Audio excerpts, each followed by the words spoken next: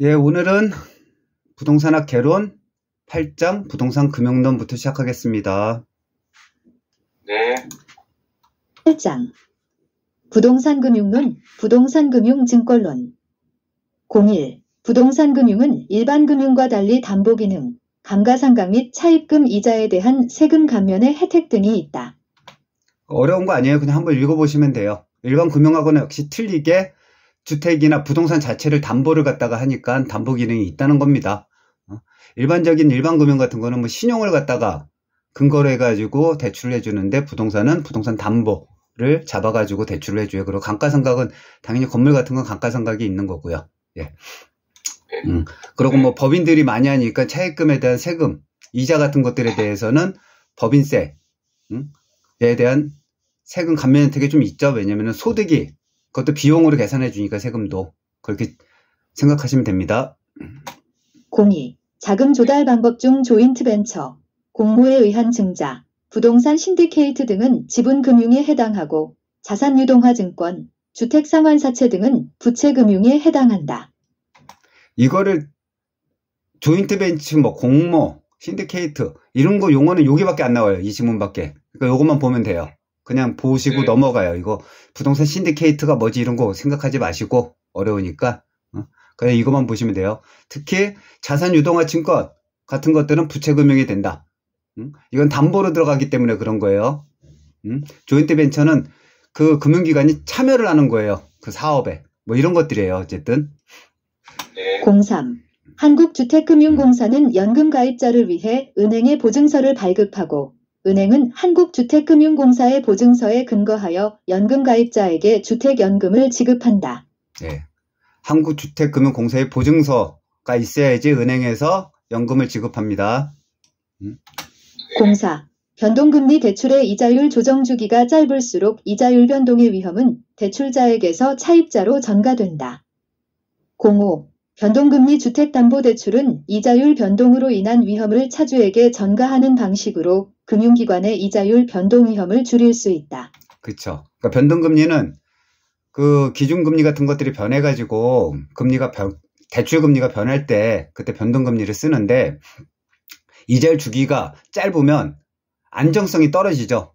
차입자 입장에서는 언제 이자가 계속 올라갈 수도 있는 그런 여지가 있기 때문에 이자율 변동의 위험은 대출자에게서 차입자로 전가가 되는 거예요. 차입자가 더 힘들어요. 즉 인플레이션이 발생했을 때 차입자가 더 어렵게 되죠. 이자가 막 급격하게 올라가니까 이런 거 생각하시면 같이 크게 생각하시면 돼요.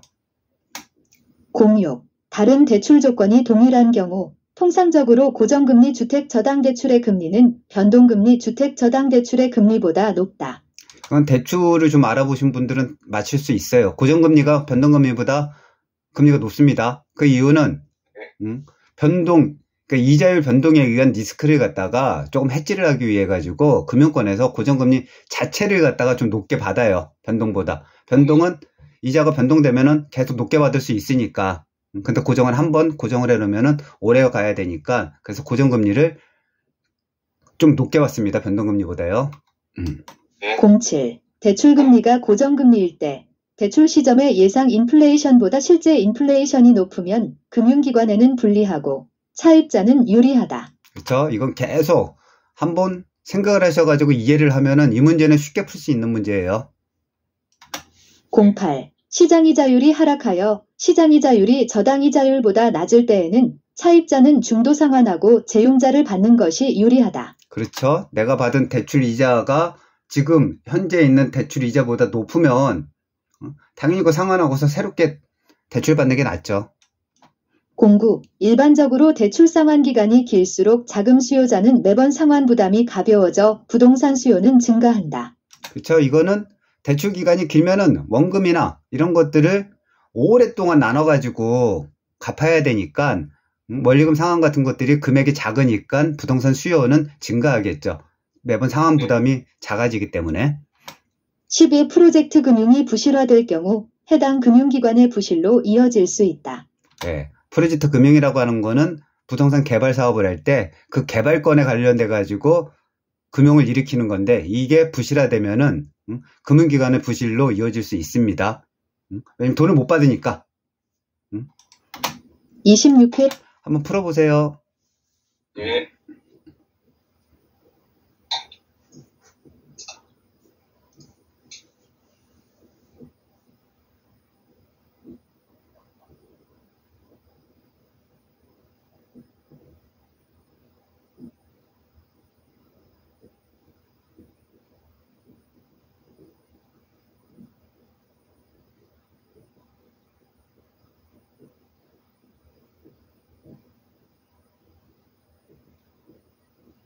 네.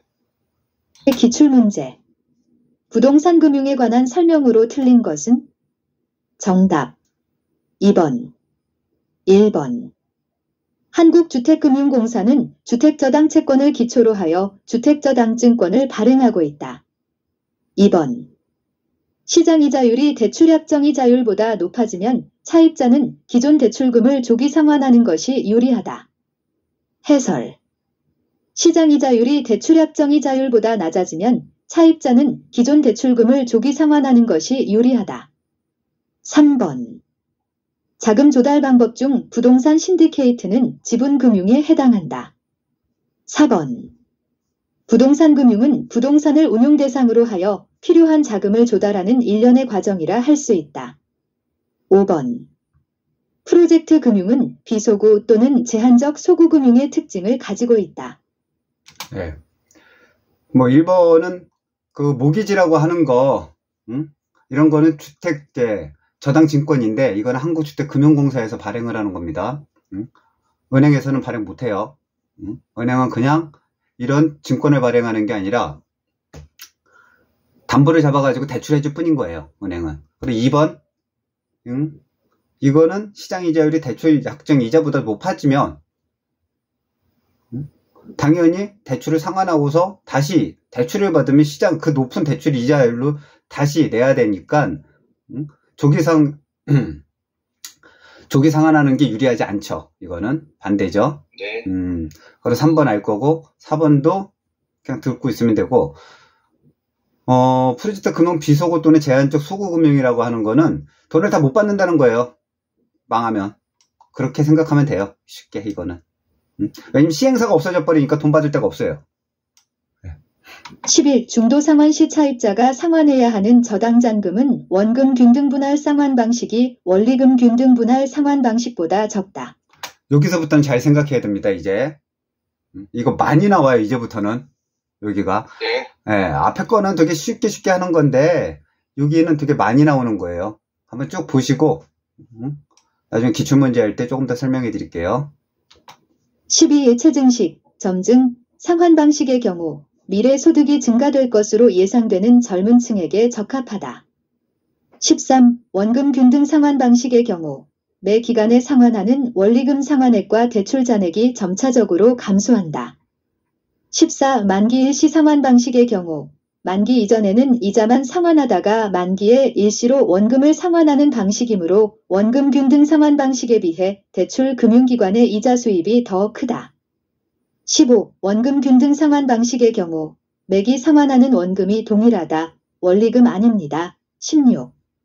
원리금 균등 상환 방식의 경우 매기 상환하는 원금이 점차 증가한다. 17. 원리금 균등 상환 방식은 매기 이자 지급액이 감소하는 만큼 원금 상환액이 증가한다. 예, 한꺼번에 쭉 들려지는 이유를 설명해 드릴게요. 원금 균등 상환 방식이라고 하는 거는 원금, 이자 말고 원금을 갖다가 대출 기간 동안 그냥 n분의 1로 나눠가지고 하는 거니까 원금이 동일해요. 그쵸? 네. 근데 원리금 균등 상환이라는 거는 원금이 아니라 내가 이자 플러스 원금에 대한 금액이 정해져 있는 거예요. 딱. 원리금이. 그렇기 때문에 이번 달 내고 나면은 원금이 줄어들기 때문에 이자가 줄겠죠. 그럼 원금을 상환하는 원금이 증가를 하게 되는 거예요. 금액은 똑같으니까. 네. 그러니까 원금과 원리금 균등을 잘 구분하셔야 돼요.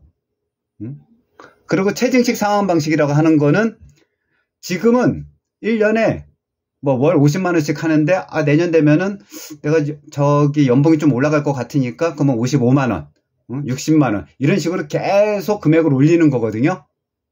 그래서 미래소득이 증가할 젊은 층에게 적합한 거고. 그쵸? 네. 이런 거로 쭉 생각하셔가지고 보시면 됩니다. 29. 한번 풀어보세요. 네.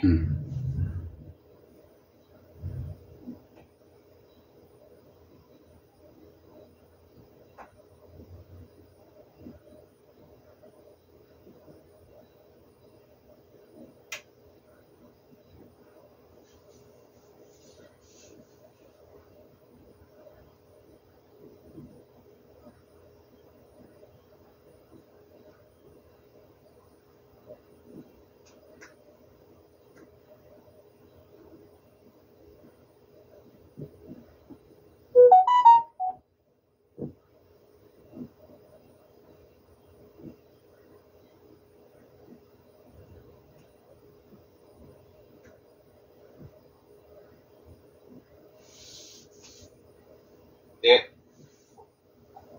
의 기출문제. 저당 상환 방법에 관한 설명 중 옳은 것을 모두 고른 것은?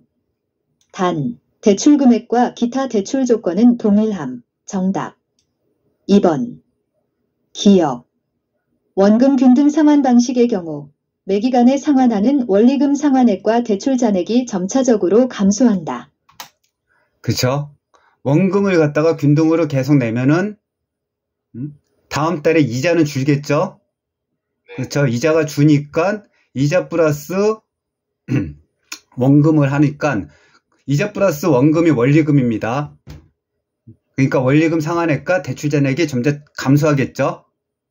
네. 이거 헷갈리시면 안 돼요. 원리금 상환하고 원리금 균등 상환을 갖다 바꿔서 냅니다. 맨날. 니은. 원리금 균등 상환 방식의 경우 매기간에 상환하는 원금 상환액이 점차적으로 감소한다. 해설. 원리금 균등 상환 방식의 경우 상환 초기보다 후기로 갈수록 매기 상환액 중 원금 상환액은 점차 커지며 이자 지급액은 점차 감소한다. 다시금 설명드립니다. 원리금 균등은 매달 내는 돈이 정해져 있는 거에 딱. 근데 매달 내는 돈이 정해져 있으니까 거기에 원금을 갖다가 갚으면 이자가 줄겠죠. 근데 금액은 정해져 있으니까 원금에 대한 상환액이 더 높아지는 거죠. 이자는 줄고. 네. 그렇게 보시면 돼요. 이거 틀리면 안 됩니다. 근데 자주 나와요, 이거. 네. 지급. 점증, 체증, 상환 방식의 경우 미래 소득이 증가될 것으로 예상되는 차입자에게 적합하다. 리을. 대출기간 만기까지 대출기관의 총 이자 수입 크기는 원금 균등 상환 방식, 점증, 체증, 상환 방식, 원리금 균등 상환 방식 순이다. 그쵸? 이거는 대출 이자에 대한 부분이니까 체증 상환 방식 이게 제일 크겠죠? 그 다음에 원리금, 그 다음에 원금입니다. 해설. 대출기간 만기까지 대출기관의 총 이자 수입 크기는 점증, 체증 상환 방식, 원리금 균등 상환 방식, 원금 균등 상환 방식 순이다. 1번. 기역, 니은. 2번. 기역, 디귿. 3번. 기역, 리을. 4번. 니은, 리을. 5번. 디귿, 리을. 18. 고정이자를 지급하는 저당담보부증권, MBS은 채권시장 수익률이 상승하면 그 가격이 하락한다. 네. 고정이자를 갖다가 지급하니까 채권이자 수익률이 상승을 하면 그 수요는 다 채권시장으로 갈 거 아닙니까? 그러니까 저당담보부 증권은 가격은 하락을 하게 됩니다. 19. CMBS란 금융기관이 보유한 상업용 부동산 모기지를 기초자산으로 하여 발행하는 증권이다. 그쵸. 이거는 뭐 기본적으로 영어를 조금 하시는 분은 다 알고 있을 거예요. 커머셜 모기지 패키지 시큐리티니까 이거는 상업용 부동산 모기지를 갖다 기초자산으로 발행하는 증권을 얘기하는 겁니다. 20CMO의 발행자는 주택저당 채권 집합물을 가지고 일정한 가공을 통해 위험, 수익 구조가 다양한 트렌치의 증권을 발행한다. 21. CMO는 상환 우선순위와 만기가 다른 다수의 층으로 구성된 증권이다. 그렇죠. CMO는 여러 채권, 그 주택저당 채권을 갖다가 풀로 모으는 거예요. 그래서 하나를 대상으로 하는 게 아니라 많은 채권들이 모여가지고 그 풀을 갖다가 가지고서 증권을 발행을 하니 위험 수익 구조가 다양한 트렌치 증권이 발행이 되는 거고 상환의 우선순위가 또는 만기가 다른 채권들로 구성된 거로 증권을 만드는 겁니다. CMO. 영어를 보시면 알아요. 네. 22. CMO에서 선순위 증권의 신용등급은 후순위 증권의 신용등급보다 높다. 그렇죠. 당연히 여러 채권들이 증권들이 있는데 그 증권들은 선순위가 있고 후순위가 있고 여러 가지가 있을 거예요. 근데 선순위라는 거는 그 일이 망해도 1순위로 돈을 받을 수 있는 증권이거든요. 그래서 그건 신용등급이 높은 거예요. 후순위보다. 근데 이자율이 좀 낮겠죠. 당연히 안정적이니까. 후순위는 조금 불안전하니까 이자율은 높고 신용등급은 낮고 이렇게 보시면 돼요. 23. MBB는 저당 채권의 집합에 대한 채권적 성격의 주택저당증권이다. 그렇죠. 본드 자체가 채권이란 얘기예요. 네. 그러니까 이거는 채권적 성격의 주택저당증권이라는 건 바로 나올 수 있죠. 그러니까 영어만 좀 알면은 다 풀 수 있어요. 이 문제는 어렵지 않아요. 24. MBB의 투자자는 최초의 주택저당 채권 집합물에 대한 소유권을 갖지 않는다. 그쵸. 이거는 채권을 갖고 있기 때문에 소유권을 갖고 있지 않은 거예요. 채권은. 25. MBB의 경우 신용보강을 위한 초과담보가 필요하다. 그쵸. 이건 채권이기 때문에 소유권을 갖게 되는 거, 증권 같은 거는, 그러니까 일반적으로 회사채 같은 거 아시잖아요. 회사채 같은 거는 대출해주고서 돈을 받는 것 뿐이에요. 근데 그거를 주식으로 전환을 하면은 이제 소유권을 갖게 되는 거겠죠. 그건 증권이 아니라. 그렇기 때문에 신용 보강을 위한 초과 담보가 필요한 거 채권이기 때문에. 26. 주택저당담보부 채권, MBB은 주택저당대출 차입자의 채무불이행이 발생하더라도 MBB에 대한 원리금을 발행자가 투자자에게 지급하여야 한다. 그쵸. 채권이기 때문에 투자자에게 지급해야 됩니다. 안정성이 좀 있죠. 투자자 입장에서 보면. 27. MPT의 경우 조기상환 위험은 투자자가 부담하고 채무불이행 위험은 증권 발행자가 부담한다. 이것도 채권이잖아요. 채권은 네. 그 조기 상환을 하면 투자자가 추후에 받을 수 있는 이자를 못 받게 되니까 조기 상환 위험은 투자자가 부담하게 되는 거고, 만약에 그 주체자가 채무 불이행을 해요. 그러면 증권 발행자가 투자자한테 그 돈을 갖다가 줘야 되니까 채무 불이행 이행은 증권 발행자가 부담을 하게 되는 거예요. 이거는요. 28. MPTS란 지분형 주택저당증권으로 관련 위험이 투자자에게 이전된다. 시큐리티라는 증권이라고 하는 거는 아까 전에 얘기한 것처럼 증권은 소유성이 좀 있기 때문에 위험이 투자자한테 이전되는 거예요. 본드는 투자자한테 위험이 증가되지 않습니다. 발행자가 부담을 하는 거고요. 그렇죠? 그렇게 구분하시면 되게 쉽게 할 수 있어요. 그러니까 끝에 2가 들어가는지 본드가 들어가는 건지 아니면은 S가 들어가는지 그 차이예요. 29. 저당채권이 형성되는 시장은 제1차 저당시장이고 저당채권이 매매되는 시장은 제2차 저당시장이다. 네. 1차 있고 2차가 있습니다. 그래서 1차의 시장을 갖고 그걸 다시 풀로 만들어 가지고 다시 매매를 시켜요. 그게 제 2차 저당시장입니다. 네. 30제 1차 저당시장은 저당대부를 원하는 수요자와 저당대부를 제공하는 금융기관으로 이루어는 시장이다. 31. 제2차 저당시장은 저당대출기관과 다른 기관 투자자들 사이에 저당을 사고 파는 시장으로 제1차 저당시장에 자금을 공급하는 역할을 한다. 그렇죠. 그러니까 즉 1차 저당시장은 대부분 금융기관에서 모기지를 팔아요. 모기지를 팔아가지고 하는데 그 모기지를 팔면은 그 발행자가 이자를 내겠죠. 그럼 이자에 대한 이자 수요를 갖고서 풀로 만들어요. 풀로 만들어가지고 제2차 시장을 만듭니다. 근데 제2차 시장은 일반인은 갖다가 할 수가 없어요. 금액이 크기도 하고 복잡하니까. 그래서 기관 투자자들이 거기에 참여를 하게 됩니다. 그래서 그 돈이 다시 제1차 저당시장으로 자금이 공급되는 역할을 하게 돼요. 그냥 그렇게만 이해하시면 돼요. 32. 부동산 투자회사란 자산을 부동산에 투자하여 운용하는 것을 주된 목적으로 부동산 투자회사법의 규정에 의하여 설립된 회사를 말한다. 그렇죠. 부동산 투자회사라는 거는 부동산에 투자해가지고 운영해서 수익을 발생하는 건데 부동산 투자회사법에 의해 가지고 설립된 회사를 얘기하는 겁니다. 네, 27번 위에 문제 안 풀고 갔는데요. 문제 하나 안 풀고 갔습니다. 어디요? 바로 위에 있는 32번 지문 위에 문제가 하나 있거든요. 제1차 잠시만요.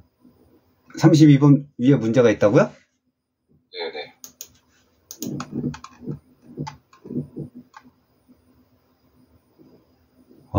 문제가 여기에 빠졌네요. 문제 한번 풀어보겠습니다. 예, 한번 풀어보세요. 네.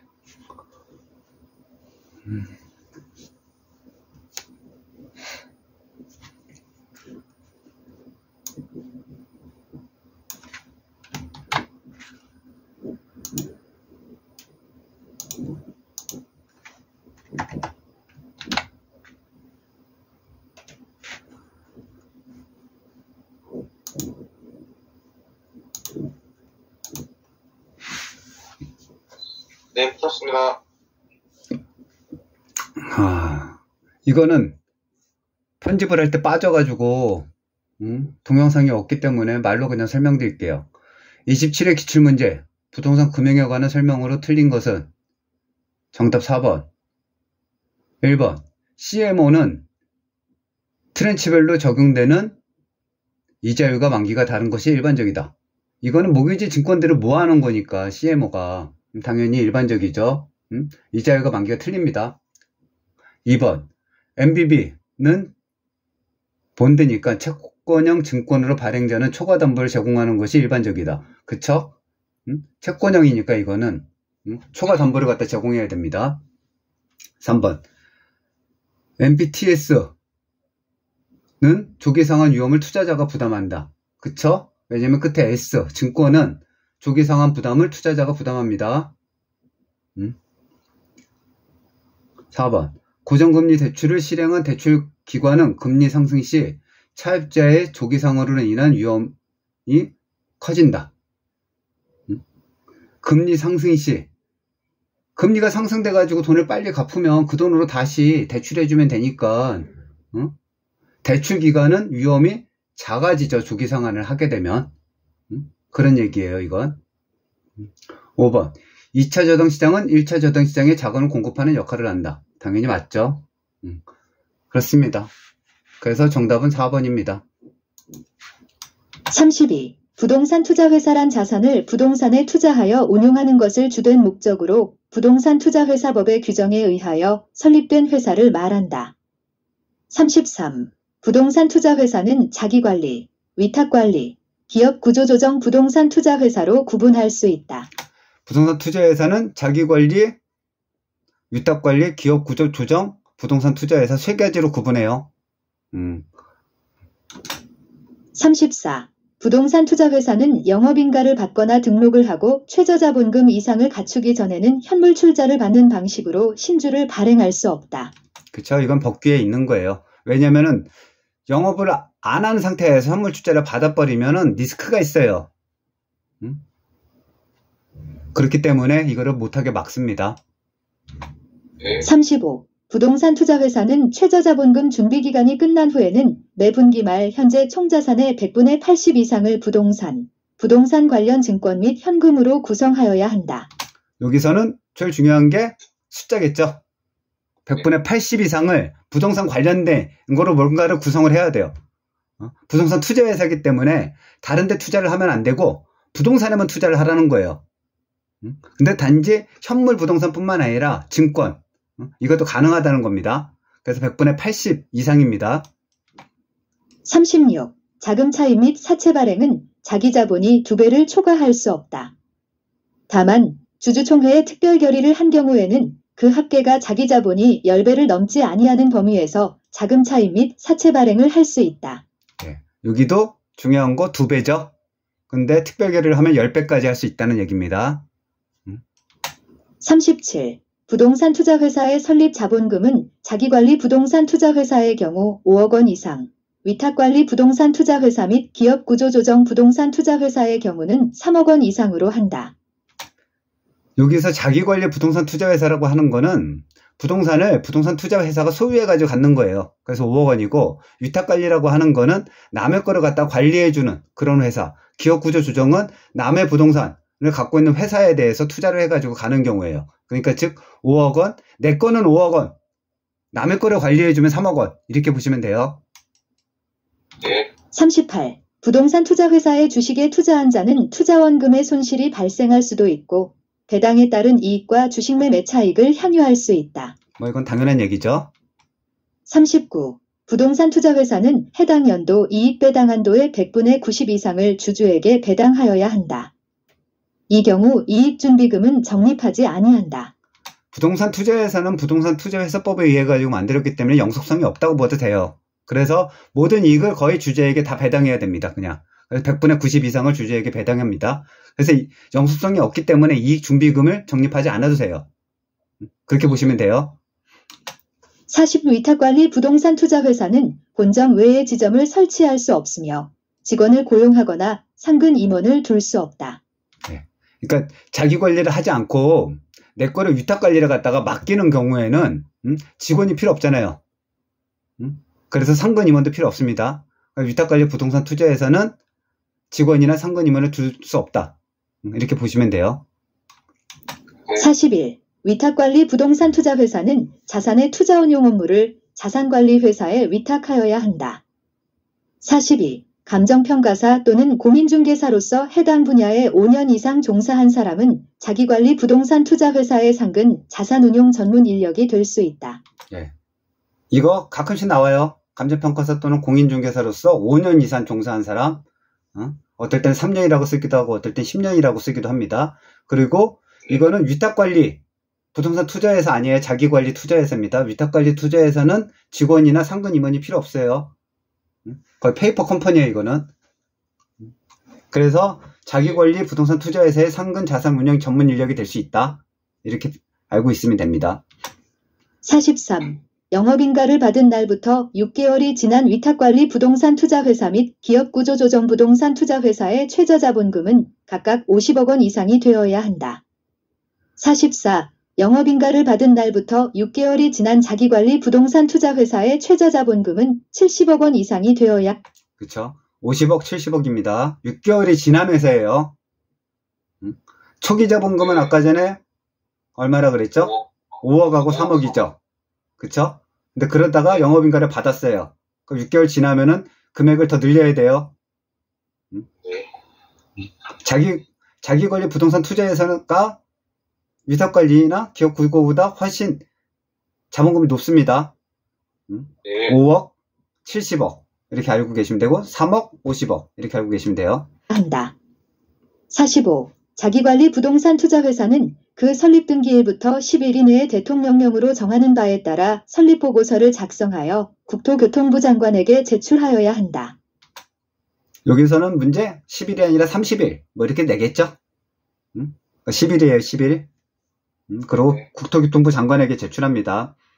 어떨 때는 뭐 금융위원회에 제출해야 된다. 뭐 이렇게 내기도 하고 막 그래요. 46. 자기관리 부동산 투자회사는 자산운용 전문 인력을 포함한 임직원을 상근으로 두고 자산의 투자분용을 직접 수행하는 회사를 말한다.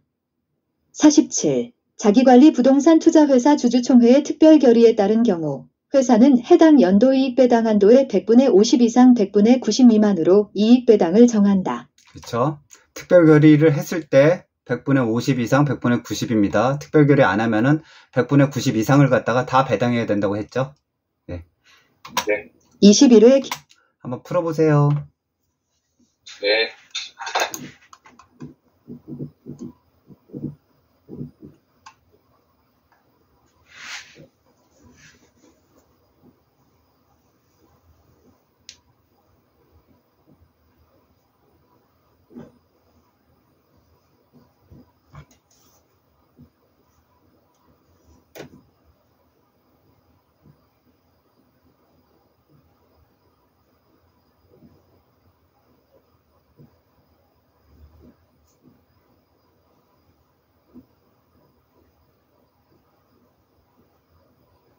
네, 선생님. 네. 네, 답이 없습니다, 이거는. 답이 2번입니다. 네. 네. 기출문제. 우리나라의 부동산 투자 회사에 관한 설명으로 틀린 것은? 정답 2번. 정답. 2번 1번. 그렇죠. 부동산 투자 회사는 상법에 따른 해당 연도 이익 배당 한도의 100분의 90 이상을 주주에게 배당하여야 하며 이 경우 이익준비금은 적립하지 아니한다. 정말 어렵게 문제를 내려오면 상법이 아니라 부동산 투자 회사법에 따른 이렇게 쓸 수도 있어요. 응? 근데 그렇게 내면 안 되는데 어쨌든 그렇게까지 내는 경우가 있거든요. 간혹. 네, 네. 네. 그거만 한번 봐주시면 돼요. 그리고 계속 알다시피 이익 배당 한도 100분의 90 이상 주주에게 배당해야 되고 이익 준비금 적립하지 않아도 됩니다. 2번. 네. 기업구조조정 부동산 투자 회사는 회사의 실체가 없는 명목회사로 법인세 면제 혜택이 없다. 해설. 기업구조조정 부동산 투자 회사는 회사의 실체가 없는 명목회사이며 배당 가능 이익의 90% 이상 배당 시 법인세 면제 혜택이 있다. 3번. 자산관리 회사를 설립하려는 자는 일정한 자격 요건을 갖춘 자산운용 전문 인력 5인 이상을 확보하여야 한다. 4번. 부동산 투자 회사법에 의한 부동산 개발 사업이란 토지를 택지 공장 용지 등으로 개발하거나 건축물이나 그 밖의 인공구조물을 신축하거나 재축하는 사업을 말한다. 5번. 위탁관리 부동산 투자 회사는 자산의 투자 운용 업무를 자산관리 회사에게 위탁하여야 한다. 그렇죠.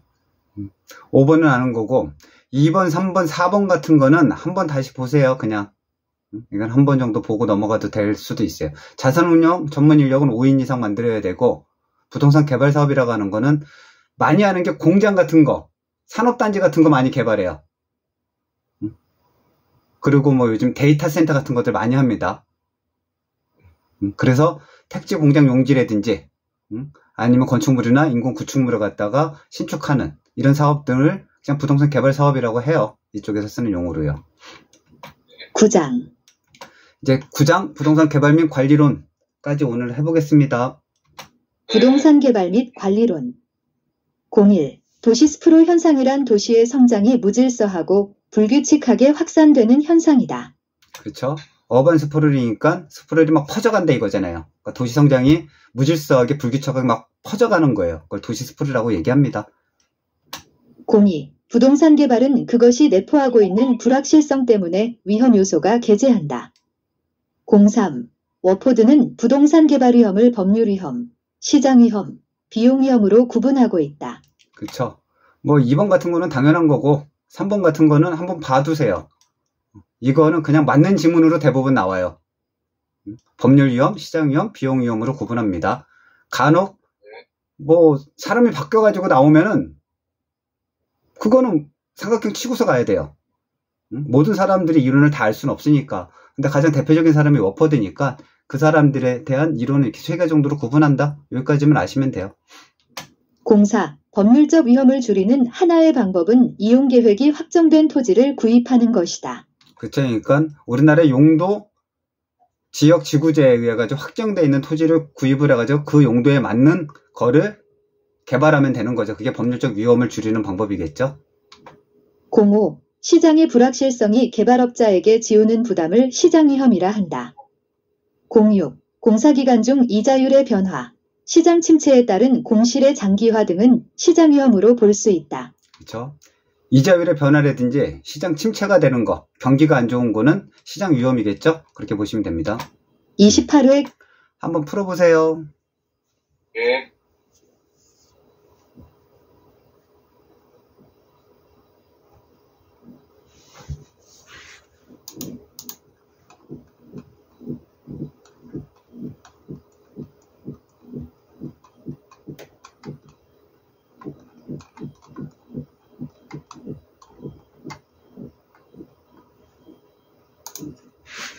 네.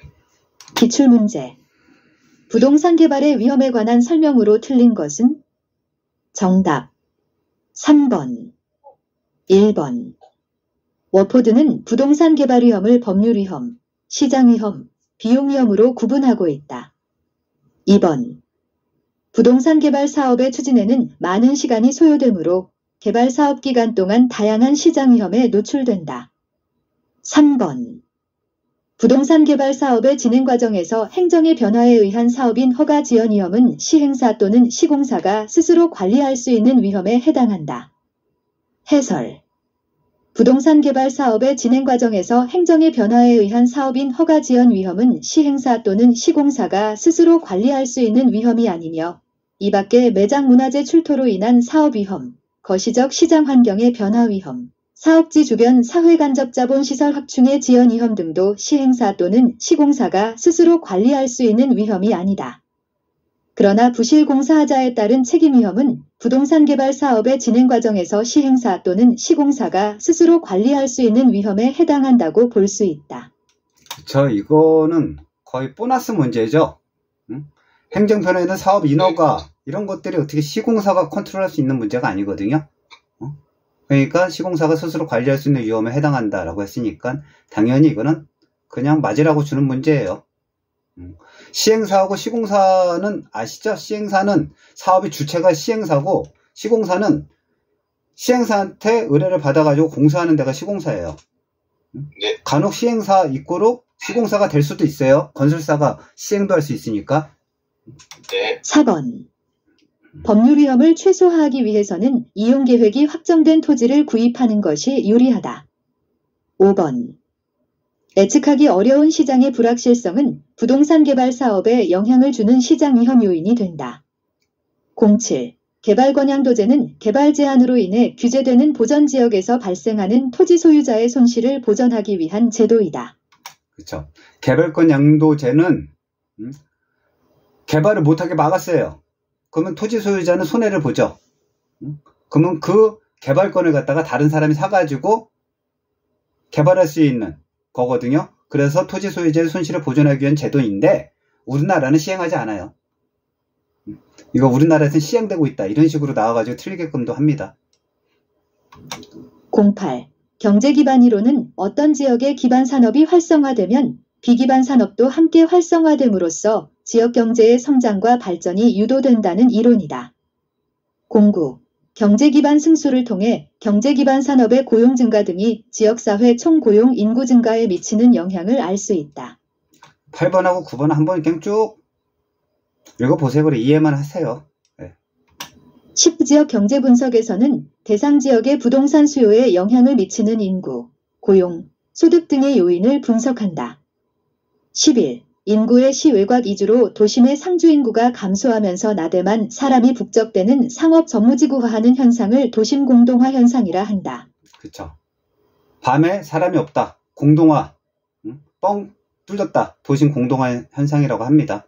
그리고 지역경제 분석 같은 거는 그 지역에 사람이 얼마나 사는지, 그리고 소득이 얼마나 되는지, 고용률은 어떻게 되는지 이런 것들을 분석을 해가지고 그 지역의 부동산 개발을 어떻게 할 건지를 판단하는 거예요. 네. 12. 입지 개수가 1보다 큰 경우는 수출 기반 산업으로 1보다 작은 경우에는 비수출 기반 산업으로 볼 수 있다. 이것도 한번 그냥 진지하게 보세요. 1보다 크면 수출 기반, 1보다 작으면 비수출 기반. 1보다 크면은 대체로 좋은 거예요. 좋은 거니까 수출하는 건 약간 좋겠죠? 느낌상. 그렇게 보시면 돼요. 13. 조방 한계는 총수입과 총비용이 일치하는 손익분기점으로 최적의 조건 하에서 겨우 생산비를 감당할 수 있는 산출밖에 얻을 수 없는 집약도이다. 그렇죠. 조방 한계는 총수입과 총비용이 총수입 빼기 총비용 해가지고 0이 되는 데까지 생산할 수 있다는 거예요. 14. 집약 한계란 투입의 한계 비용이 한계 수입과 일치하는 선까지 투입이 추가되는 경우의 집약도이다. 네. 15. 침입은 확대적 침입과 축소적 침입으로 구분하는데 확대적 침입이 통상적이다. 그렇죠. 집약 한계라고 하는 거는 일을 갖다가 투자를 했을 때, 비용을 냈을 때 수입이 얼마나 늘어나느냐를 갖다가 하는데 그게 0까지, 그러니까 한계 비용 빼기 한계 수입 해가지고 그게 0까지 가는 거를 집약 한계라고 하는 거예요. 그 다음에 뭐 침입은 확대적 침입과 축소했는데 확대적 침입이란 건 점점 넓어지는 거겠죠? 그게 통상적이죠? 도시가 커지는 거겠죠? 뭐 이렇게 보시면 돼요. 16. 흡수율 분석은 부동산 시장의 추세 파악에 많은 도움을 주는데 단순히 과거의 추세를 파악하는 것만이 아니라 이를 기초로 개발 사업의 미래의 흡수율을 파악하는 데 목적이 있다. 그렇죠. 이것도 한 번만 읽어주세요.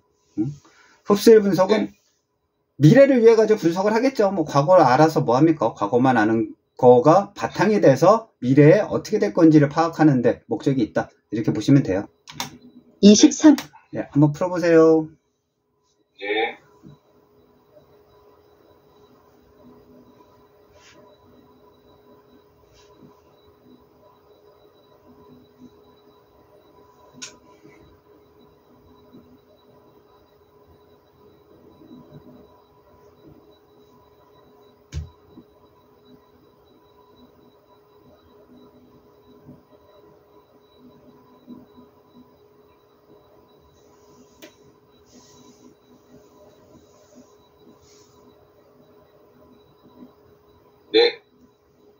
의 기출문제. 부동산 개발에 관한 설명으로 옳은 것을 모두 고른 것은? 정답. 2번. 기역. 부동산 개발이란 타인에게 공급할 목적으로 토지를 조성하거나 건축물을 건축, 공작물을 설치하는 행위로 조성, 건축, 대수선, 리모델링 용도 변경 또는 설치되거나 되례정인 부동산을 공급하는 것을 말한다. 다만 시공을 담당하는 행위는 제외된다. 니은. 개발권양도제 TDR는 개발 제한으로 인해 규제되는 보전지역에서 발생하는 토지 소유자의 손실을 보전하기 위한 제도로서 현재 널리 시행되고 있다. 해설.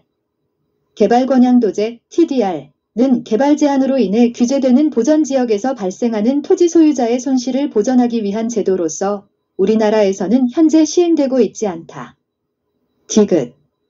흡수율 분석은 부동산 시장의 추세를 파악하는 데 도움을 주는 것으로 과거의 추세를 정확하게 파악하는 것이 주된 목적이다. 해설. 흡수율 분석은 부동산 시장의 추세 파악에 많은 도움을 주는데 단순히 과거의 추세를 파악하는 것만이 아니라 이를 기초로 개발 사업의 미래의 흡수율을 파악하는 데 목적이 있다. 리을. 개발 사업에 있어서 법률적 위험은 용도지역 지구재와 같은 공법적 측면과 소유권 관계와 같은 사법적 측면에서 형성될 수 있다. 미음. 개발 사업에 대한 타당성 분석 결과가 동일한 경우에도 분석된 사업안은 개발업자에 따라 채택될 수도 있고 그렇지 않을 수도 있다. 그쵸? 어렵지 않죠, 이거? 네. 네, 어렵지 않아요. 이거는 거의 그냥 이해만 하면 보너스 같은 문제예요. 1번. 기역, 니은, 디귿. 2번. 기역, 리을, 미음.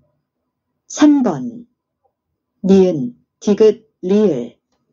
4번. 니은, 디귿, 미음. 5번. 디귿, 리을, 미음. 17. 부동산 개발의 타당성 분석은 법률적, 경제적, 기술적 타당성 분석이 행해지는데 일반적으로 경제적 타당성 분석이 가장 중요시된다. 그쵸? 왜냐면 돈을 못 벌면은 법률적, 기술적 타당성 분석은 의미가 없어요. 돈을 버는지, 얼마나 버는지 이게 가장 중요하니까.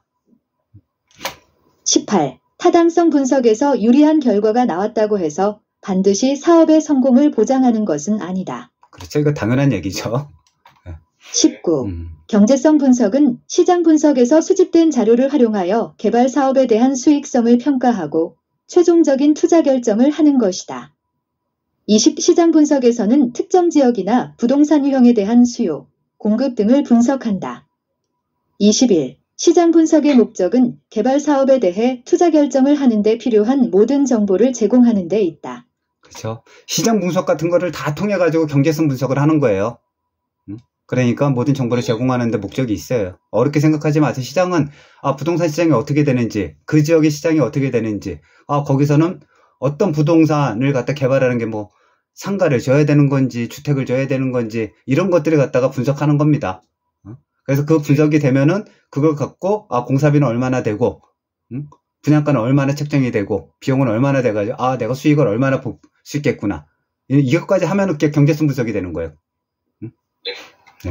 22. 시장성 분석 단계에서는 향후 개발될 부동산이 현재나 미래의 시장 상황에서 매매되거나 임대될 수 있는지에 대한 경쟁력을 분석한다. 23.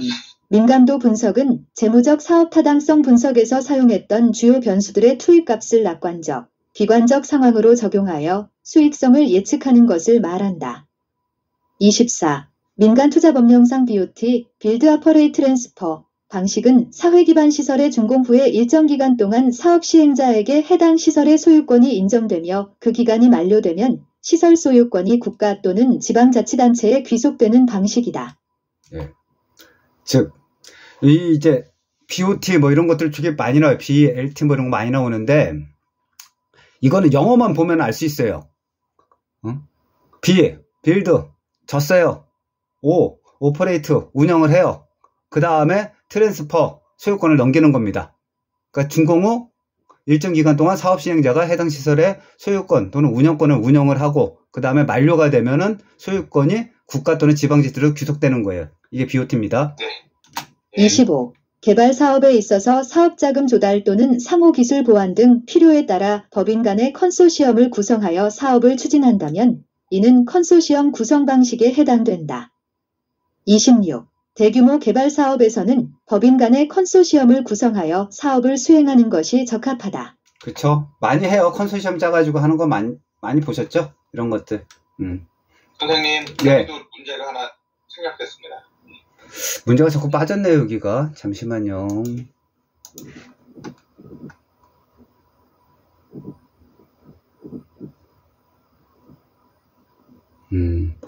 27의 기출문제가 빠졌네요.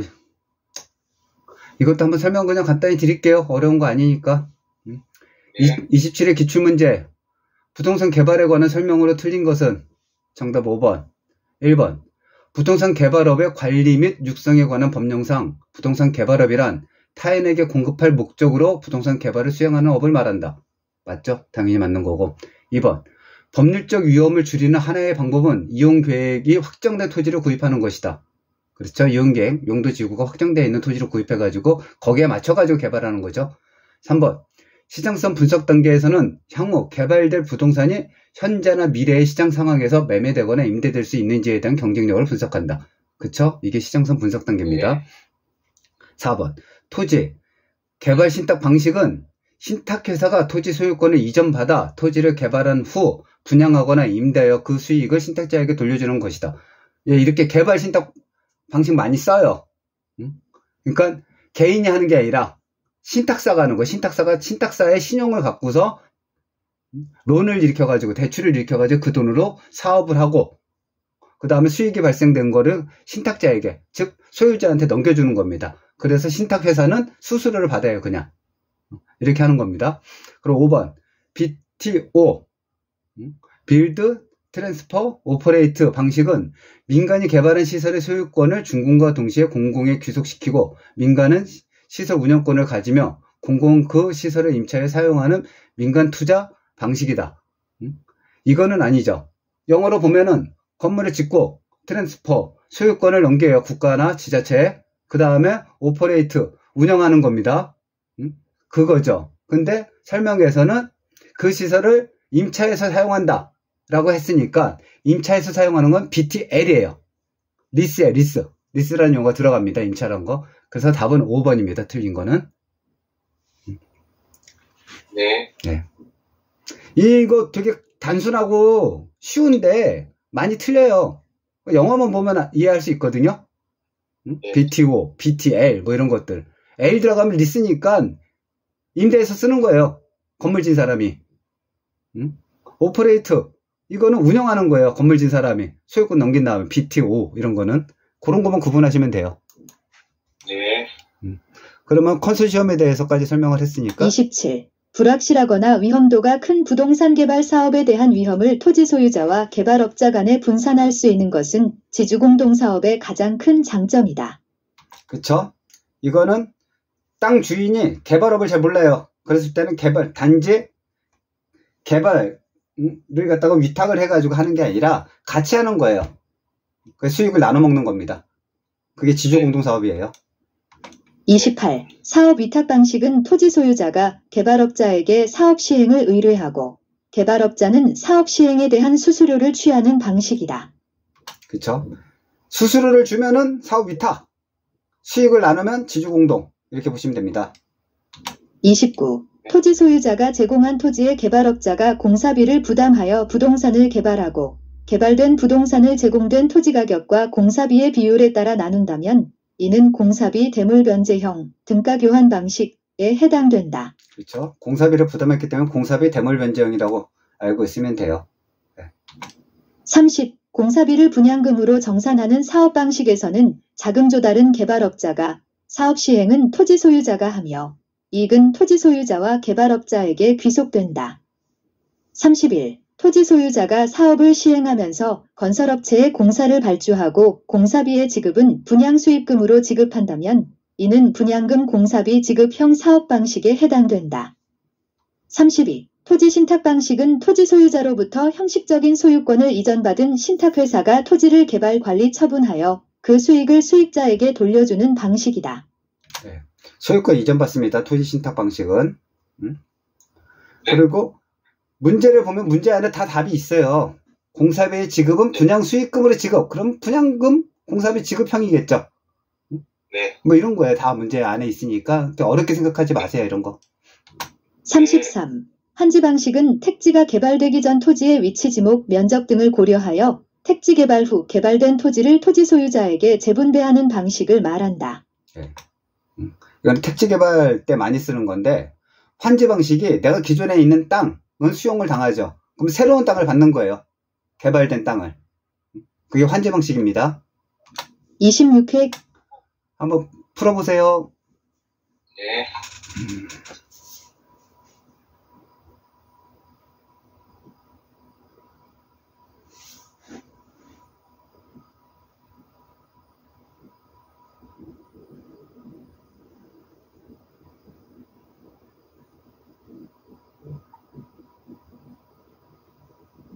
네. 기출문제. 토지 취득 방식에 따라 개발 방식을 분류할 때 다음에서 설명하는 개발 방식은? 정답 1번. 택지가 개발되기 전 토지의 위치, 지목, 면적, 등급 이용도 및 기타 사항을 고려하여 택지가 개발된 후 개발된 토지를 토지 소유자에게 재분배하는 방식이다. 도시개발 사업에서 이 방식을 많이 활용한다. 이 방식에 따라 개발된 토지의 재분배 설계 시 평가식이나 면적식을 적용할 수 있다. 1번. 환지 방식 2번. 단순 개발 방식 3번. 매수 방식 4번. 혼합 방식 5번. 수용 방식 해설. 택지가 개발되기 전 토지의 위치, 지목, 면적, 등급 이용도 및 기타 사항을 고려하여 택지가 개발된 후 개발된 토지를 토지 소유자에게 재분배하는 방식은 환지 방식으로 도시개발 사업에서 이 방식을 많이 활용한다. 이 방식에 따라 개발된 토지의 재분배 설계 시 평가 방식이나 면적식을 적용할 수 있다. 그쵸.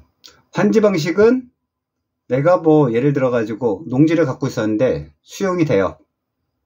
수용이 돼 가지고 나중에 그거를 상가 주택 땅으로 갖다 받든지 뭐 이런 거거든요. 그걸 환지 방식이라고 하는데 이거는 신도시 같이 도시개발 사업할 때 많이 써요. 단순 개발 방식이라고 하는 거는 내 땅을 갖다가 개발하는 게 단순 개발 방식이고, 매수 방식은 남의 땅을 사가지고 하는 게 매수 방식이고, 혼합 방식은 환지라든지 수용이라든지 이것도 여러 개가 섞여 있는 게 혼합 방식일 거고, 수용 방식은 그 뭐 지자체 같은 데서 수용해가지고 개발하는 거, 국가나 지자체, 공공기관에서 수용해서 개발하는 게 이게 수용 방식이에요. 그러니까 어렵지 않습니다. 용어만 보면은 다 이해할 수 있어요. 네. 34. 건물의 물리적 유용성이 가장 높게 나타나는 단계는 신축 단계이다. 물리적 유용성이라는 거는 가장 좋은 거죠. 물리적으로. 그건 신축 단계죠. 그 다음에 시간이 가면 갈수록 노후화되고 감가상각돼가지고 낮아지겠죠. 물리적 유용성은. 35. 건물의 생애주기 단계 중 안정단계에서 건물의 양호한 관리가 이루어진다면 안정단계의 국면이 연장될 수 있다. 36. 건물의 시설이나 구조를 일부 개조 수선 등을 하여야 하는 경우 안정단계에서 하는 것이 효과적이다. 그렇죠. 개조라든지 수선 등을 해가지고 건물의 가치를 높이려고 할 때는 건물이 튼튼했을 때 하는 게 좋다는 거예요. 노후화됐을 때는 보수비용이 더 많이 들어가니까. 그래서 안정단계에서 하는 게 효과적이다. 이 얘기입니다. 37. 관리 방식 중 기밀 유지 및 보안 관리 측면에서는 자가관리가 위탁관리보다 효과적이다. 자가관리는 집주인이 직접 관리하는 거예요. 위탁관리는 관리 회사한테 맡기는 거고. 근데 기밀유지, 보안관리, 남한테 알리고 싶지 않은 것들은 당연히 자가관리, 집주인만 알고 있는 게 좋겠죠. 38. 건물과 부지의 부적응을 개선시키는 활동은 기술적 관리에 해당한다. 39. 건물의 설비, 기계운영 및 보수, 유지관리 업무는 시설관리에 해당한다. 그렇죠. 이거는 시설관리, 기술적 관리라고 하는 거는 기술적으로 땅이 삼각형이야. 그럼 삼각형 모양의 건물을 만들어가지고 가장 이쁘게 효율적으로 만드는 거. 이걸 기술적 관리라고 하는 거예요. 그냥. 40. 위탁관리 방식은 건물관리의 전문성을 통하여 노후화의 최소화 및 효율적 관리가 가능하여 대형 건물의 관리에 유용하다. 그렇죠. 위탁관리는 전문가들이 관리를 하니까 노후화의 최소 및 효율적 관리가 되겠죠. 41. 자가관리 방식은 관리하는 각 부분을 종합적으로 운영할 수 있을 뿐만 아니라 기밀유지에도 유리하다. 42. 혼합관리는 자가관리와 위탁관리 부분의 책임 소재가 불명확하여 전문업자를 충분히 활용할 수 없다는 단점이 있다. 그쵸. 이거는 혼합관리는 자가하고 위탁관리가 짬뽕되어 있는 거예요. 그래서 필요한 부분만 위탁관리를 맡기는 거예요. 근데 건물 같은 것들이 좀 애매하거든요. 원인을 갖다가 밝혀내는 게. 그래서 책임 소재가 되게 불분명해질 수 있는 단점이 있어요.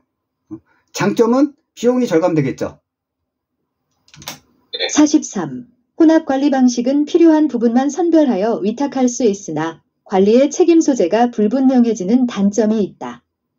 44. 부동산 설비의 운전 및 보수, 에너지 관리, 건물 청소 관리, 방범 방제 등 보안 관리는 시설 관리에 해당한다. 45. 물리적 내용 연수란 건물 이용으로 인한 마멸 및 파손, 시간의 경과 등으로 생기는 노후화 때문에 사용이 불가능하게 될 때까지 버팀 연수이다. 46. 일반적으로 물리적 내용 연수가 법적 내용 연수와 경제적 내용 연수보다 길다. 그쵸. 물리적, 요즘 기술 개발이 잘 돼가지고 콘크리트는 몇백 년이 지나도 안 무너질 수도 있어요. 그래서 물리적 내용 연수가 법적이나 경제적 내용 연수보다 길입니다. 그렇게 알고 계시면 됩니다. 47. 부동산 유지 관리상의 문제가 발생한 후 처리하면 고비용의 지출, 임차인의 불편 등을 야기하므로 예방적 유지 관리를 강화할 필요가 있다. 48. 부동산의 매입과 매각 관리는 자산 관리에 해당한다. 그쵸. 부동산을 자산이라고 하니까 부동산을 사거나 팔 때 이걸 자산 관리라고 합니다. 49. 매장용 부동산에서는 업종이 서로 겹치지 않도록 적절히 배합을 해야 개별 임차인뿐만 아니라 전체의 수익이 극대화되므로 임차인 혼합, 테넌트 믹스이 중요하다. 그쵸. 매장용, 상업용 부동산은 업종이 겹치면은 어디든 장사가 잘 되고 어떤 데는 안 되면은 공실 생기고 막 그래요. 그래가지고 여러 업종이 같이 들어가 있는 게 가장 좋아요. 그거를 테넌트 믹스라고 얘기해서 임차인 혼합 방식이라고 얘기하거든요. 50. 주변 건물의 임대 상황이나 유사성이 있는 건물의 신축 동향은 전개발 단계에서 특히 유의해야 한다. 51. 비율 임대차, 퍼센티지 리스는 임차자의 총수입의 일정 비율을 임대료로 지불하는 것을 말한다. 그쵸. 임차자가 자기가 벌고 있는 수익 중에 얼마를 갖다가 임대료를 지불할 수 있는지 그거고요. 그 다음에 주변 상황이 어떤지 시장 분석이에요. 이거는 주변 상황의 임대 상황이나 유사성 있는 건물의 신축 등을 봐가지고 여기에는 뭘 져야 되겠구나 생각이 돼야지 거기에 맞춰가지고 설계도 하고 시공도 하고 분양도 하고 임대도 놓고 이랬기 때문에 전 개발 단계에서 필요한 거예요. 주변 상황을 파악하는 건. 52. 부동산의 소유권 관리, 건물 수선 및 유지, 임대차 관리 등 제반 부동산 관리 업무를 신탁회사가 수행하는 것을 관리신탁이라 한다. 관리자가 들어갔잖아요. 그래서 관리신탁입니다. 개발자가 들어가면 개발신탁이 돼요. 개발신탁을 하게 되는 순간 소유권은 신탁사로 옮겨와요. 근데 관리신탁은 소유권이 옮겨오지 않아요. 기존 소유자 갖고 씁니다. 26회 예, 기출문제 한번 풀어보세요. 네.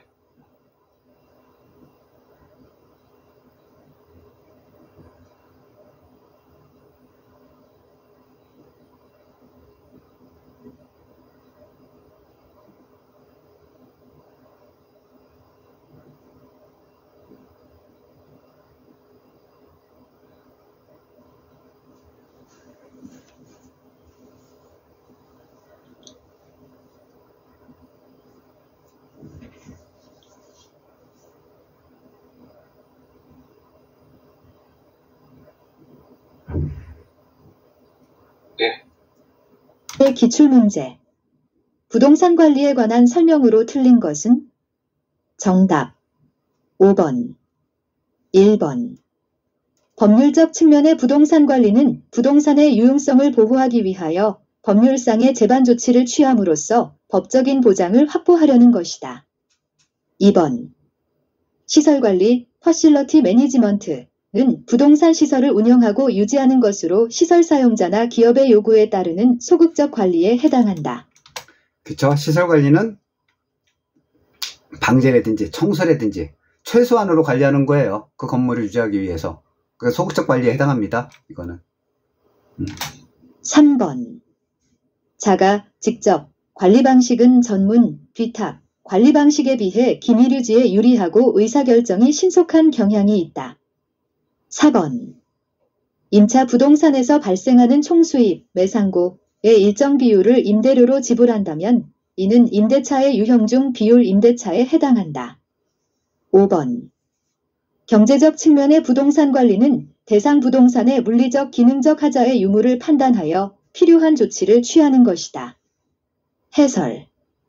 기술적 측면의 부동산 관리는 대상 부동산의 물리적 기능적 하자의 유무를 판단하여 필요한 조치를 취하는 것이다.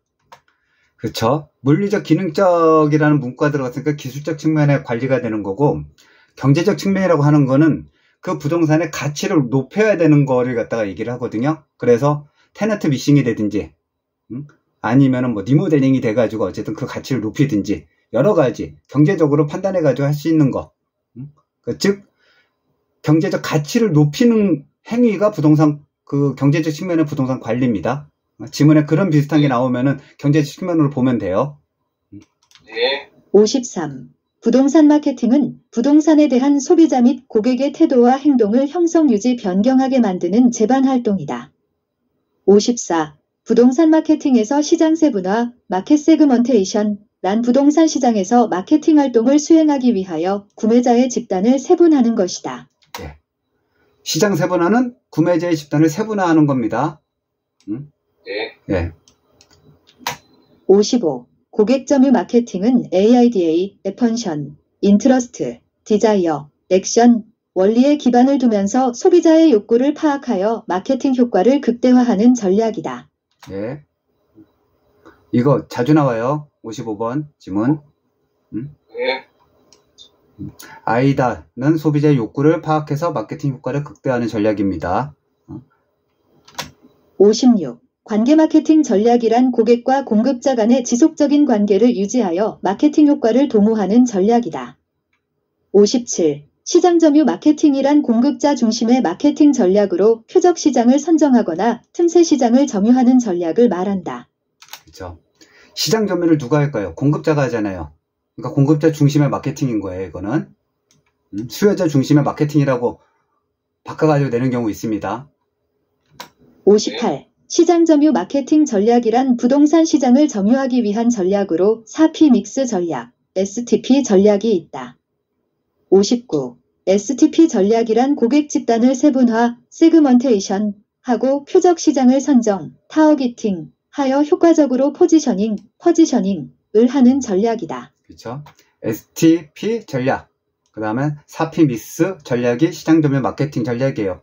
그거는 이제 공급자가 할 수 있는 마케팅 전략인 겁니다.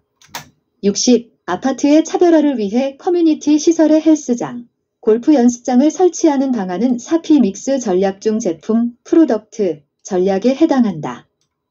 61. 부동산 중개업소를 적극적으로 활용하는 것은 부동산 마케팅 4P, 프로덕트, 프라이스, 플레이스, 프로모션 전략 중 유통 경로, 플레이스 전략에 해당한다. 그렇죠.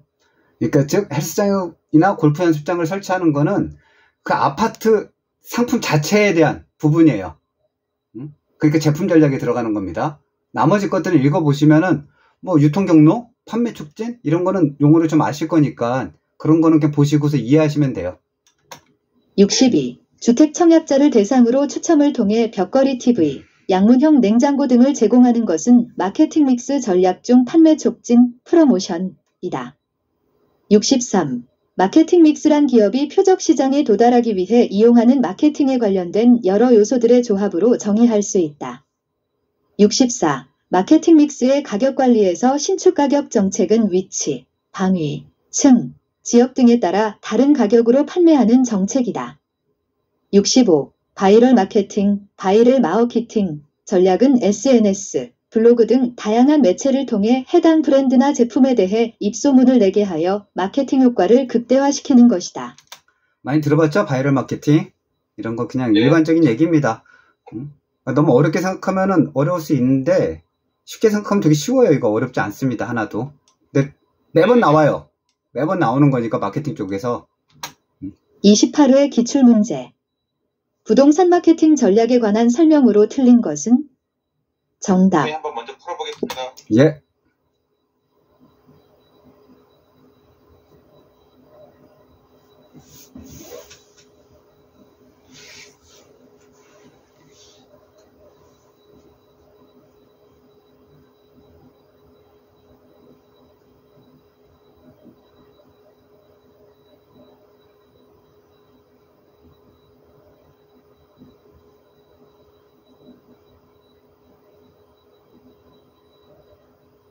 네. 5번. 1번. 부동산 마케팅에서 시장 세분화, 마켓 세그먼테이션, 란 부동산 시장에서 마케팅 활동을 수행하기 위하여 구매자의 집단을 세분하는 것이다. 2번. 부동산 마케팅에서 표적 시장, 타겟 마켓, 이란 세분된 시장 중에서 부동산 기업이 표적으로 삼아 마케팅 활동을 수행하는 시장을 말한다. 3번. 마케팅 믹스, 마우키팅 믹스는 마케팅 목표의 효과적인 달성을 위하여 이용하는 마케팅 구성 요소인 사피, 플레이스, 프로덕트, 프라이스, 프로모션의 조합을 말한다. 4번. 판매 촉진, 프로모션은 표적 시장의 반응을 빠르고 강하게 자극 유인하기 위한 전략을 말한다. 5번. 부동산 마케팅의 가격 전략 중 빠른 자금 회수를 원하고 지역 구매자의 구매력이 낮은 경우 고가 전략을 이용한다. 해설. 가격 전략 중 매가 정책에서 가격 수준 정책은 저가 정책과 고가 정책이 있다. 저가 정책은 단위 면적당 가격을 낮게 책정함으로써 소비자로 하여금 구매력이 생기게 하여 다수의 고객을 확보하는 정책으로 장기적인 면에서 이익을 확보하려는 정책이다. 반면에 고가 정책은 단기에 우수한 고객층을 빨리 파악하여 가능한 한 위험을 최소화하려는 경우에 이용된다. 특히 판매자가 빠른 자금 회수를 원하고 지역 구매자의 구매력이 높은 경우 주로 고가 전략을 이용한다.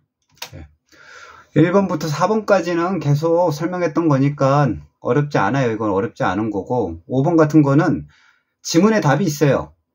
이렇게 지문에 답이 있는 것들이 많아요. 의외로. 구매력이 낮은데 어떻게 고가 전략을 이용합니까? 그쵸? 그것만 봐도 답은 틀렸다는 생각을 할 수 있고 빠른 자금을 갖다가 원한다. 자금 회수를 원한다. 비싸게 팔면 되는 거예요. 많이 안 팔고 매치 안 되는 거를 비싸게 팔면은 100명한테 파는 것보다 10명한테 파는 게 훨씬 빠를 테니까요. 그쵸? 그래서 빠른 자금 회수를 원하고 지역 구매자의 구매력이 높은 경우 고가 전략을 이용합니다. 근데 구매력이 낮은 경우에는 저가 전략을 써야 되겠죠? 근데 그거는 열차보다는 백차가 되니까 시간은 조금 더 걸리겠죠? 완판되기까지. 그렇게 보시면 되는 겁니다. 10자. 예. 오늘은 9장까지 했습니다. 뭐 궁금하신 거 있으시나요? 아니요. 쉬운 것 같아요, 이 부분은. 네, 어렵지 않아요, 마케팅. 근데 보너스 문제처럼 나오는 거니까 그런 것들은 다 맞아줘야 돼요. 근데 그렇게 막 꽈서 나올 수도 없어요. 문제가 딱 뻔히 보여서 이런 것들은. 그리고 이제 앞으로도 그렇게 어렵지 않습니다. 네. 어쨌든 오늘도 고생하셨습니다. 네. 예. 수고하셨습니다. 예.